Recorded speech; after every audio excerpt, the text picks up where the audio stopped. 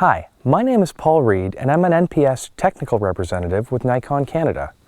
And tonight I'm going to go over some tips and tricks for getting the best results from your Nikon DSLR when shooting night landscapes, specifically the stars. The first thing to mention is where you plan on physically shooting, because the light from nearby cities can drastically cut down how much you can see the stars at night. It's best to be at least an hour or two away from a large city. How about gear? There's a couple must-haves if you plan on doing long exposures at night, and those are a sturdy tripod and head, a remote trigger, such as the wireless ML-L3, the wired MC-DC2, or the radio frequency trigger WR10 kit, and a wide-angled lens.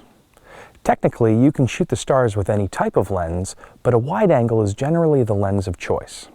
There's a few items that aren't 100% required, but make things much easier for you, such as a flashlight and extra batteries.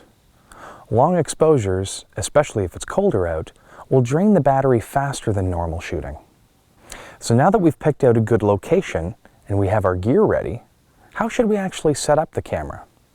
Well, that depends on what type of star photography you're looking at doing. Star trails or star points.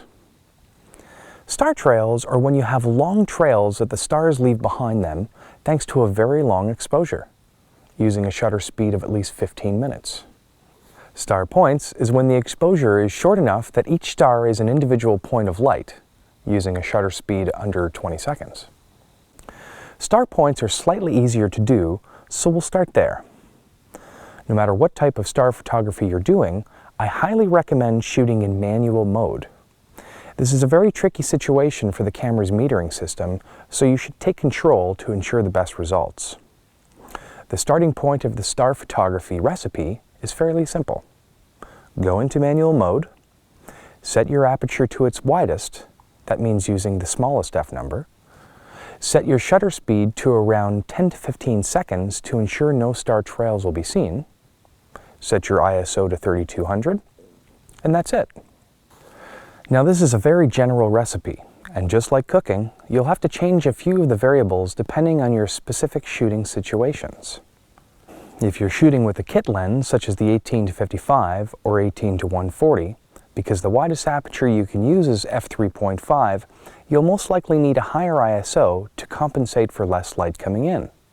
Or, if you're using an older DSLR body that doesn't provide as clean of an image when shooting at higher ISOs, try ISO 1600 or 800 and push the shutter speed to its limits of where you'll start to see star trails at 20 or 25 seconds. I'm using a full-frame DSLR, which performs very well at higher ISOs. As you can see, I raised my ISO all the way up to 6400 and the image quality is still excellent. One way to ensure you'll get the cleanest image, no matter what camera you use, is to turn on long exposure noise reduction in the camera's menu. This menu option is great because it attempts to remove any noise in the photo by actually taking two shots. The first is the actual photo you'll see. The second shot is taken with the shutter closed and the sensor turned on.